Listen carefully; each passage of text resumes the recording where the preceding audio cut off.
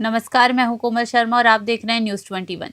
जनजातीय गौरव दिवस पखवाड़ा के तहत नगर निगम उदयपुर के पंडित दीनदयाल उपाध्याय सभागार में सांस्कृतिक कार्यक्रम आयोजित किया गया। कार्यक्रम का आरंभ पारंपरिक रीति रिवाजों और स्वागत गीतों के साथ हुआ।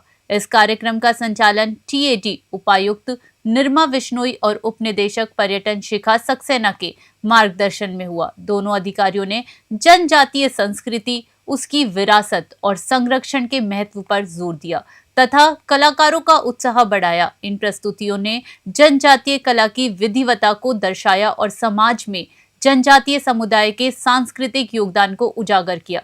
उदयपुर से ब्यूरो रिपोर्ट।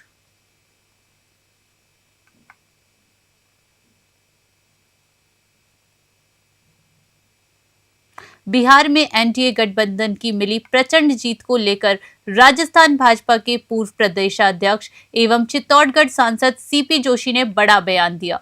उन्होंने कहा कि एनडीए गठबंधन के शासन से पहले बिहार में जंगल राज जैसा माहौल था, लेकिन जब से एनडीए की सरकार बनी है तब से बिहार में मंगल ही मंगल की स्थिति बनी है। उन्होंने कहा कि इसी भरोसे का परिणाम है कि बिहार में एनडीए गठबंधन प्रचंड बहुमत से सरकार बनाने जा रहा है। कपासन से ब्यूरो रिपोर्ट। देखिए, बिहार चुनाव में वहाँ लगातार भाजपा की और एनडीए की जीत हो रही है, तो उसमें उसके पीछे कारण है कि श्री नरेंद्र मोदी जी के कुशल नेतृत्व में विश्वास। पिछले कुछ वर्षों में एनडीए की सरकार बनने के बाद आप देख रहे हैं कि 5वां टर्म होगा जहाँ लगातार सरकार बन रही है। तो उसके पीछे लोगों का कारण ये है कि पहले जंगल राज था, मंगल राज है।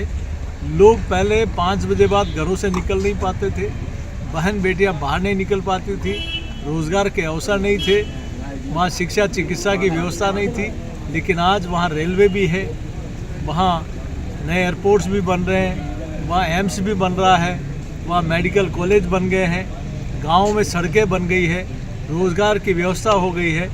वहाँ राजीविका के माध्यम से हजारों लाखों बहनों को काम से जोड़ने का काम हुआ है। तो लोगों ने पहली बार डेवलपमेंट देखा है। इसी कारण भगवान बिरसा मुंडा की 150वीं जयंती के उपलक्ष्य में आयोजित जनजातीय गौरव वर्ष पखवाड़े के तहत आज कलेक्ट्रेट स्थित सूचना केंद्र परिसर में जनजातीय गौरव दिवस समारोह मनाया गया। इस दौरान सांस्कृतिक कार्यक्रम का भी आयोजन किया गया, जिसमें कलाकारों ने एक से बढ़कर एक जनजातीय गीत सुनाए। वहीं कार्यक्रम में प्रभारी मंत्री कर्नल राज्यवर्धन सिंह राठौड़ ने मुख्य अतिथि के रूप में शिरकत की। मीडिया से मुखातिब होते हुए मंत्री कर्नल राज्यवर्धन सिंह राठौड़ ने कुछ कहा। देखिए दौसा से अश्विनी जांगिड़ की रिपोर्ट। अंग्रेज जब जंगल अपने कब्जे में ले रहे थे और धर्मांतरण करने की कोशिश कर रहे थे, तब एक आंदोलन खड़ा था। ऐसे भगवान बिरसा मुंडा जी की जयंती के अवसर पर प्रधानमंत्री मोदी जी ने जनजातीय दिवस की घोषणा की। हमने 2024 से लेकर 2015-2025 तक जनजातीय वर्ष भी मनाया। जनजातीय दिवस मनाने का मकसद है कि परंपरा भी और प्रगति भी, इसके साथ साथ आधुनिकरण भी और पहचान भी, इन सबको साथ लेकर जो जनजातीय समाज, उनकी संस्कृति जो भारत को रंग देती है, उनका साहस जो भारत की ढाल है, और उनका सम्मान जो भारत की पहचान, उन सबको साथ लेकर एक जन जागृति अभियान चलाया है। अंग्रेज जंगल।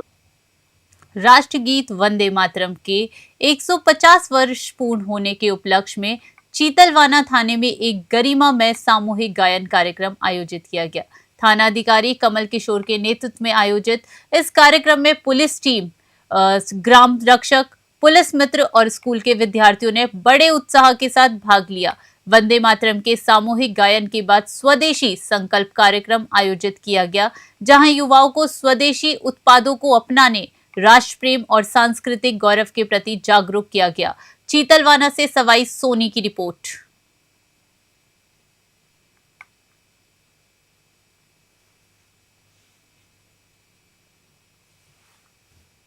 महान स्वतंत्रता सेनानी और आदिवासी नेता भगवान बिरसा मुंडा की 150वीं जयंती के उपलक्ष्य में टोडा भीम नगर पालिका द्वारा आज जनजाति गौरव दिवस समारोह का आयोजन किया गया। इस अवसर पर बिरसा मुंडा के जीवन और इतिहास को प्रकाशित करने और लोगों को जागरूक करने के संदेश के साथ नगर पालिका कार्यालय में एक विशाल रैली निकाली गई। रैली को टोडा भीम एसडीएम अमन चौधरी और नगर पालिका चेयरमैन अमृता मीना ने हरी झंडी दिखाकर रवाना किया।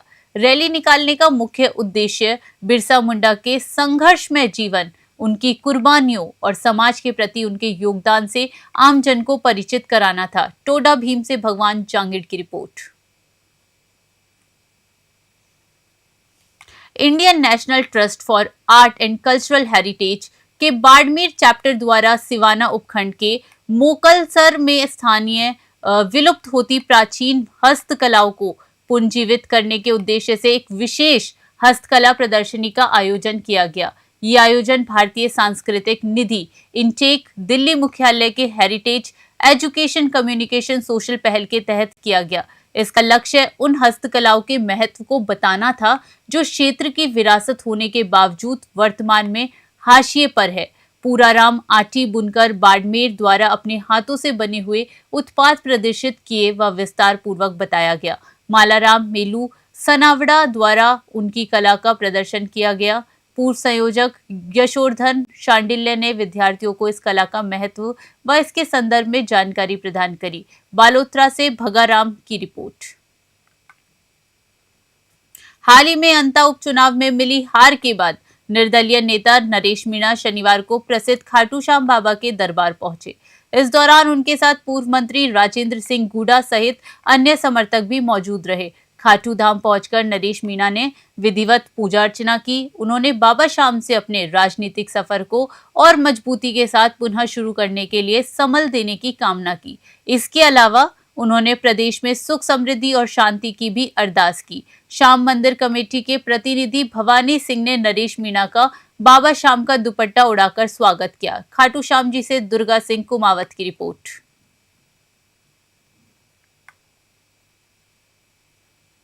धौलपुर एसपी विकास सांगवान ने कलेक्ट्रेट सभागार में जिले के सभी वृत्ताधिकारियों, थाना अधिकारियों और पुलिस अधिकारियों की एक विस्तृत क्राइम मीटिंग आयोजित कर लंबित प्रकरणों, कानून व्यवस्था और पुलिस मुख्यालय द्वारा संचालित विशेष अभियानों की गहन समीक्षा की। एसपी ने आदतन अपराधियों पर कड़ी कार्यवाही, चोरी जैसे अपराधों पर पूर्ण अंकुश लगाने के लिए सूचना तंत्र को मजबूत बनाने तथा थाना क्षेत्रों में प्रभावी गश्त व सतत निगरानी रखने के निर्देश दिए। उन्होंने महिला अत्याचार, एसएससी एसटी एक्ट के मामलों का त्वरित निस्तारण, गंभीर अपराधों में शीघ्र खुलासा, अवैध मादक पदार्थों की रोकथाम, सड़क दुर्घटनाओं में कमी लाने और वांछित या स्थायी वारंटियों की गिरफ्तारी के लिए विशेष अभियान चलाने को कहा। धौलपुर से संजय कसाना की रिपोर्ट। कांग्रेस अल्पसंख्यक प्रदेश अध्यक्ष और राजस्थान मदरसा बोर्ड चेयरमैन एमडी चोपदार शनिवार को नागौर दौरे पर है। चोपदार ने जिला मुख्यालय स्थित सूफी साहब की दरगाह में जियारत की और चादर चढ़ाई, अकीदत के फूल पेश किए। उन्होंने देश में शांति और भाईचारे के लिए दुआ की। दरगाह कमेटी की ओर से उनकी दस्तारबंदी की गई। दरगाह पहुंचने पर दरगाह कमेटी के सदर हाजी शमशेर खान ने उन्हें साफा पहनाया और दरगाह के ज्वाइंट सेक्रेटरी तबरेज खान ने माला पहनाकर उनका स्वागत किया। दरगाह में मीडिया से बातचीत के दौरान एमडी चौबदार ने भाजपा पर जमकर निशाना साधा। नागौर से मोहित रंकावत की रिपोर्ट।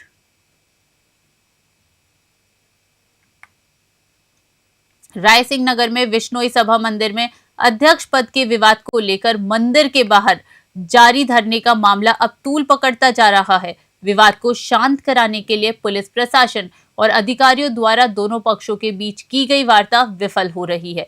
देर शाम तक चली वार्ता में दोनों पक्षों के बीच सहमति नहीं बन पाई, जिसके बाद उपखंड अधिकारी सुभाष चौधरी, तहसीलदार हर्षिता मिड्डा और सीओ अनु विश्नोई मौके से वापस लौट आए। मंदिर के बाहर हनुमान चाहर गुट द्वारा सड़क पर धरना जारी है। मामले को लेकर समाज में तनाव की स्थिति बनी हुई है। मौके पर डीएसपी अनु विश्नोई के नेतृत्व में तीन थानों का पुलिस जाब्ता सुरक्षा की दृष्टि से तैनात रहा। प्रशासन लगातार हालत पर नजर बनाए हुए है। राय सिंह नगर से राजू शर्मा की रिपोर्ट।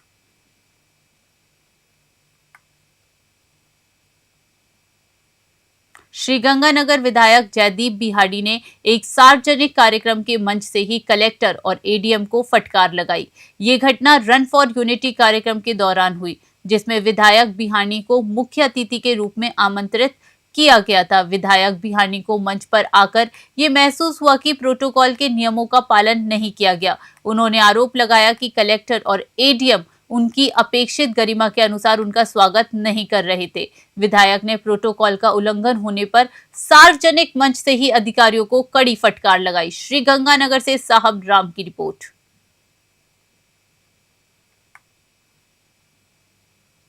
जैसा सारे भारत को पता है कि ये वर्ष सरदार पटेल की 150वीं जयंती का वर्ष है। सारे देश में इस जयंती को उत्सव के रूप में मनाया जा रहा है। आज भी गंगानगर में केंद्र सरकार के आदेशानुसार, राज्य सरकार के आदेशानुसार जिला प्रशासन के तत्वाधान में एक पैदल मार्च का आयोजन किया गया था। दूसरी तरफ बजरंग दल, विश्व हिंदू परिषद द्वारा भी इसी संबंध में रन फॉर यूनिटी आयोजित की गई थी।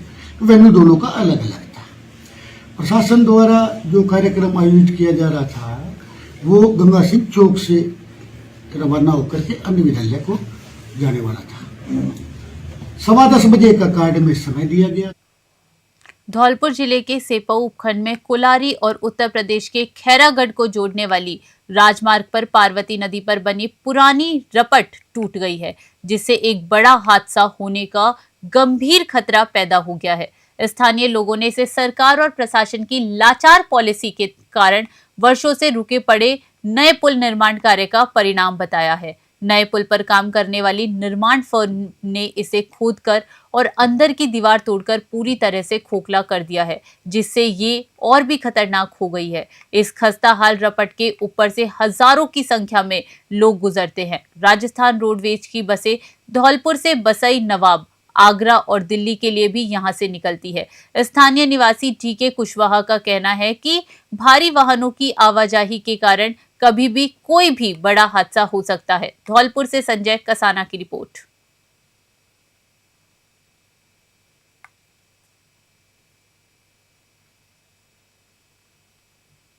राजस्थान कांग्रेस मुख्यालय में राजस्थान युवा कांग्रेस अध्यक्ष और संग्रिया विधायक अभिमन्यु पूनिया ने प्रेस कॉन्फ्रेंस कर बिहार चुनावों में हुई बड़ी वोट चोरी का गंभीर मुद्दा उठाया। अभिमन्यु पूनिया ने आरोप लगाया कि बिहार में लोकतंत्र के खिलाफ एक सुनियोजित तरीके से गड़बड़ी की गई है। बिहार में सुनियोजित तरीके से वोट काटे गए हैं। बड़ी संख्या में मतदाताओं को सूचियों से गायब कर दिया गया है। अन्य युवा कांग्रेस पदाधिकारियों ने भी स्पष्ट कहा कि वोट चोरी किसी भी सरकार या पार्टी की जीत नहीं, बल्कि लोकतंत्र की हार है। जयपुर से ब्यूरो रिपोर्ट।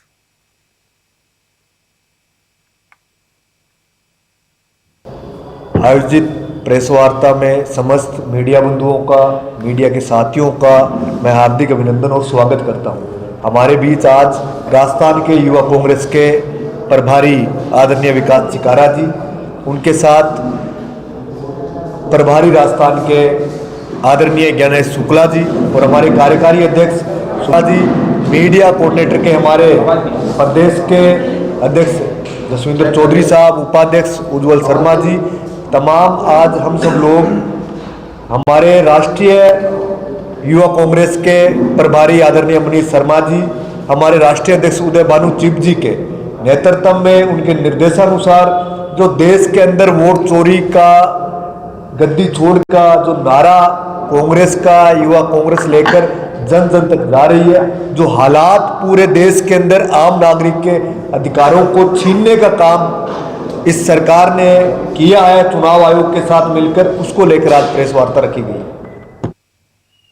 तीर्थ नगरी पुष्कर की पावन धरा पर गुर्जर गौड़ ब्राह्मण समाज द्वारा आयोजित भव्य कार्यक्रम की शाम 15 नवंबर 2025 को साहित्यिक सुरभि ने महक उठी। इस आयोजन का मुख्य आकर्षण शानदार कवि सम्मेलन रहा, जिसने संस्कृति, परंपरा और काव्य धारा को एक मंच पर संगठित कर समूचे सभागार को रसिक कर दिया। कार्यक्रम में सुप्रसिद्ध कवियों ने अपनी मनमोहक और ओजपूर्ण प्रस्तुतियों से श्रोताओं को मंत्रमुग्ध कर दिया। कवि लोकेश चारण की सुमधुर वाणी ने श्रोताओं के मन में काव्य के प्रति एक नया अनुराग जगाया। वहीं कवि कौशलेंद्र की ओजपूर्ण पंक्तियों और जोश भरी प्रस्तुति ने पूरे सभागार में नई ऊर्जा का संचार किया, जबकि सुरों की मल्लिका कवयित्री सपना सोनी की मीठी और मनमोहक प्रस्तुति ने वातावरण को और अधिक भावपूर्ण बना दिया। जिला अध्यक्ष अधिवक्ता चंद्रशेखर वर्मा ने कार्यक्रम के सफल आयोजन पर खुशी व्यक्त की। उन्होंने और समाज के आगंतुकों ने इस मंच से एकता और अखंडता का संदेश दिया। पुष्कर से सीताराम गहलोत की विशेष रिपोर्ट। अभी जो ये सारा अभी हम क्या कुछ कहना चाहते हैं जो कार्यक्रम चल रहे हैं, क्या कवियों ने अपनी क्या कुछ कविताएं जो है वो काम करना पड़ेगा। आज पुष्कर की पावन स्थली में ब्रह्मा जी की नगरी में जो कवि सम्मेलन हुआ वो अपने आप में एक मिसाल है कि कविता कैसी होनी चाहिए, और कवियों ने जो प्रस्तुतिकरण दिया वो असली मायने में आज के दौर की आवश्यकता है। समाज का चिंतन, देश का चिंतन और समाज में जो विद्रूपताएं फैली हुई है उनमें जो सुधार की आवश्यकता है वो कवियों का आज ध्येय था। मंच केवल ताली पिटवाने के लिए नहीं था। सब कवियों ने जो प्रस्तुति दी वो आज के दौर की आवश्यकता के हिसाब से है। कविता कैसी होनी चाहिए ये कवि सम्मेलन इसका एक मिसाल था। पुष्कर की पावन धरा पे हैं, तो ये पुष्कर को लेकर क्या कुछ मैं सपना सोनी दौसा राजस्थान से। मैं अभिभूत हूँ, बहुत ही गौरव के पल है मेरे लिए कि ब्रह्मदेव की नगरी पुष्कर की पावन धरा पर एक ब्राह्मण सभा का बहुत बड़ा एक परिचय सम्मेलन, और इस परिचय सम्मेलन के अंतर्गत बहुत बड़ा कवि सम्मेलन यहाँ आयोजित किया गया। इस कवि सम्मेलन के संयोजक रहे आदरणीय कौशलेंद्र जी, जिन्होंने चुन चुन के पूरे हिंदुस्तान से कवि बुलाए हैं और प्रत्येक कवि ने अपनी इतनी खूबसूरत कविताएं सुनाई हैं कि मुझे लगता है कि किसी भी श्रोता के मन में ऐसा भाव नहीं जगा होगा, वो भी सोचने लगा होगा कि आज तो हम भी कविता लिखेंगे घर जाकर। और मैंने जिस तरीके का यहाँ माहौल देखा कि बहुत ही आपस में एकता, सौहार्द और इतनी सरलता का मैंने लोगों के बीच में व्यवहार देखा एक दूसरे के साथ में। और कवि सम्मेलन की जब बात कहूँ तो कवि सम्मेलन एक ऐसी विधा है, एक ऐसा कार्य है कि जिसे हम समझते हैं कि माँ हिंदी यानी कि माँ सरस्वती हम पर आशीर्वाद दे रही है और हम उसका प्रयोग कर रहे हैं, और मैया की कृपा 1992 के बाद, इतने वर्षों के अंतराल के बाद आज वापस पहली बार गौतम आश्रम में परिचय सम्मेलन का आयोजन किया गया। बहुत शानदार परिचय सम्मेलन हुआ। पूरे राजस्थान से लोग आए हैं यहाँ पर। समाज के लोगों ने बढ़ चढ़कर इस कार्यक्रम में हिस्सा लिया। उसके बाद यहाँ कवि सम्मेलन हुआ, सफल आयोजन हुआ कवि सम्मेलन का, और शानदार वो कार्यक्रम रहा हमारे यहाँ पर। और शानदार लोग आए, सभी समाज के लोग एक दूसरे से मिले। बहुत वर्षों बाद ये कार्यक्रम जैसे आयोजित हुए हैं और लोगों ने एकता का संदेश दिया कि समाज में लोग एक साथ मिलकर समाज को किस प्रकार आगे बढ़ाया जा सकता है, उसके अपने बहुत सारे बयान हुए, प्रयास हुए। ये सफल चल रहा है। सुबह एक प्रतिभा सम्मान समारोह है, उसके बाद शपथ ग्रहण समारोह है, और उसके बाद खुला अधिवेशन का कार्यक्रम किया गया है कि समाज का कोई भी व्यक्ति इस कार्यक्रम में आकर अपने विचार रख सके। अभी जो ये सारा अभी हम क्या कुछ कहना चाहते हैं। राजगढ़ पंचायत समिति क्षेत्र के राजपुरा बड़ा गांव में स्थित कस्तूरबा गांधी बालिका आवासीय विद्यालय में चल रही 17वीं जिला स्तरीय खेलकूद एवं सांस्कृतिक प्रतियोगिता का समापन हुआ। प्रतियोगिता में कबड्डी, खो खो, वॉलीबॉल, एथलेटिक्स और सांस्कृतिक प्रतियोगिताएं आयोजित की गई, जिसमें मेजबान राजपुर बड़ा की टीम ने शानदार प्रदर्शन किया। प्रतियोगिता की मुख्य अतिथि ब्लॉक शिक्षा अधिकारी लीलावती मीणा ने विजेताओं को सम्मानित किया। उन्होंने खिलाड़ियों को आपसी समन्वय और सहयोग की भावना से खेलने के लिए प्रेरित किया। इस अवसर पर प्रधानाध्यापक प्यारेलाल जाटव ने भी अपनी बात रखी। राजगढ़ से अखिलेश वशिष्ठ की रिपोर्ट।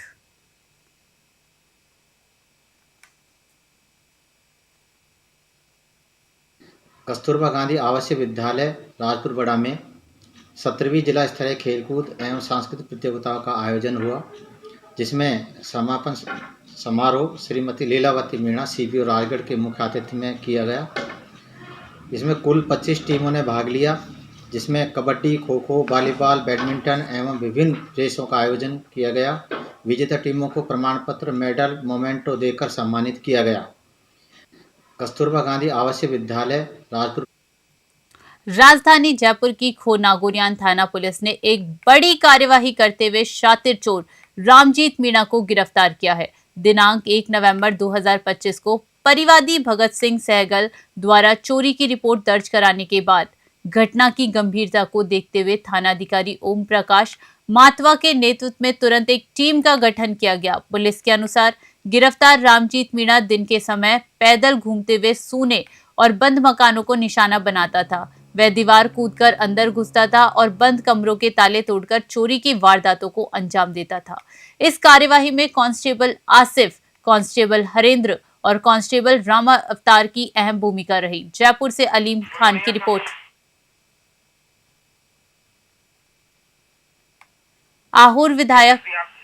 आयोर विधायक छगन सिंह राजपुरोहित ने रविवार को अपने विधानसभा क्षेत्र के ग्राम रामा स्थित सुभद्रा माता मंदिर में हाल ही में हुई चोरी की घटना पर मौके पर पहुंचकर मुआवना किया। विधायक राजपुरोहित ने घटनास्थल का गहन निरीक्षण किया और ग्राम वासियों से विस्तृत जानकारी ली। उन्होंने मौके पर उपस्थित पुलिस अधिकारियों को सख्त निर्देश दिए। इस दौरान विधायक राजपुरोहित ने मौके पर जन सुनवाई भी आयोजित की, जिसमें ग्रामीणों ने गांव की विभिन्न समस्याओं से अवगत करवाया। आहोर से संजीव कुठल की रिपोर्ट।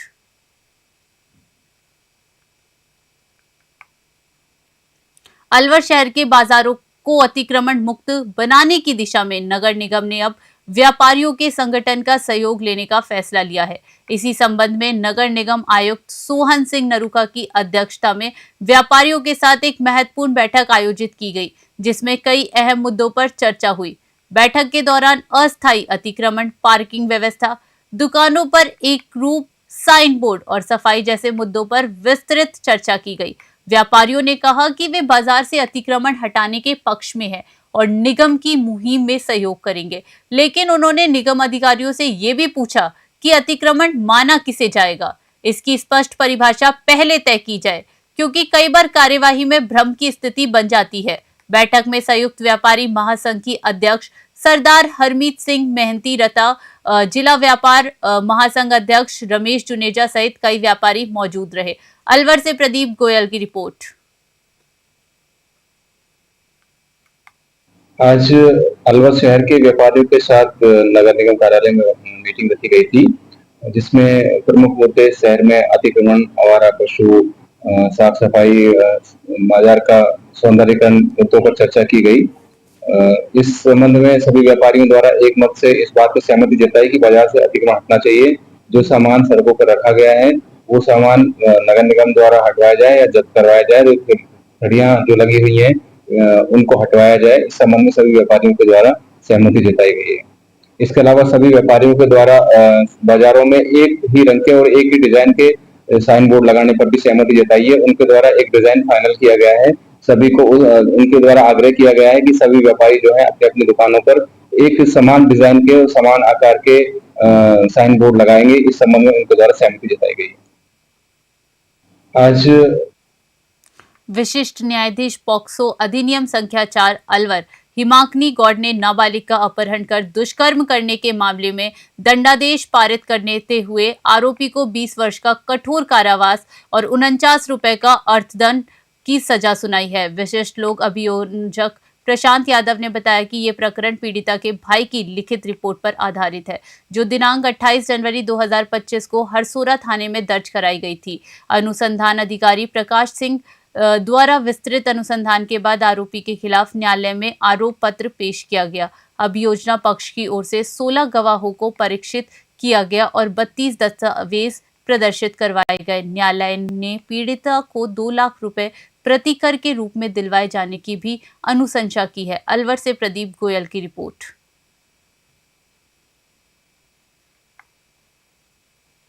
आज माननीय न्यायालय पॉक्सो अधिनियम संख्या 4 की पीठासीन अधिकारी श्रीमती हिमांकनी गौड़ जी के द्वारा एक महत्वपूर्ण दंडादेश पारित करते हुए मुलजिम मुनीमनाथ को 20 वर्ष के कठोर कारावास और 49,000 रुपये जुर्माने की सजा सुनाई है। प्रकरण के तथ्य इस प्रकार हैं कि पीड़िता के भाई ने एक लिखित तहरीर रिपोर्ट हरसौरा थाने में दिनांक 28 जनवरी 2025 को इस आशय की पेश की थी कि उसकी छोटी बहन 14 वर्षीय पीड़िता को घर से अपहरण करके कोई ले गया है। शक के आधार पर उसने मुनीमनाथ का नाम भी बताया था। पुलिस द्वारा मुकदमा दर्ज कर अनुसंधान प्रारंभ किया गया और पीड़िता को दस्तयाब किया गया। दस्तयाबी के उपरांत पीड़िता द्वारा अपने बयानों में इस बात का स्पष्ट रूप से उल्लेख किया कि मुलजिम मुनीमनाथ उसे जबरन घर से उठा ले गया था। मेहंदी नगरी सोजत में शनिवार देर रात करीब 11 बजे माइनिंग ऑफिस के पास स्थित इंडो हर्ब्स मेहंदी फैक्ट्री में अचानक भीषण आग लग गई। आग इतनी भयावह थी कि देखते ही देखते फैक्ट्री का एक बड़ा हिस्सा इसकी चपेट में आ गया। घटना के समय फैक्ट्री के अंदर मौजूद 2 युवक गोपाल पुत्र केवल चंद्र और कानाराम पुत्र भंडाराम दोनों निवासी सोजत के हैं, गंभीर रूप से झुलस गए। उन्हें सोजत अस्पताल में प्राथमिक उपचार के बाद गंभीर हालत में जोधपुर रेफर किया गया। रेस्क्यू टीम ने जेसीबी की सहायता से फैक्ट्री की दीवार तोड़कर अंदर प्रवेश किया। तलाशी के दौरान एक जला हुआ शव बरामद हुआ, जिसकी पहचान यूपी के संजय के रूप में बताई जा रही है। पुलिस ने शव को पोस्टमार्टम के लिए भिजवा दिया है। इस भीषण हादसे ने मेहंदी नगरी सोजत की फैक्ट्रियों में सुरक्षा मानकों को लेकर गंभीर सवाल खड़े कर दिए हैं, क्योंकि हाल के समय में इस प्रकार की आग की घटनाओं ने सुरक्षा व्यवस्थाओं पर एक बड़ा प्रश्न चिन्ह लगा दिया है। पाली से ललित तिवारी की रिपोर्ट।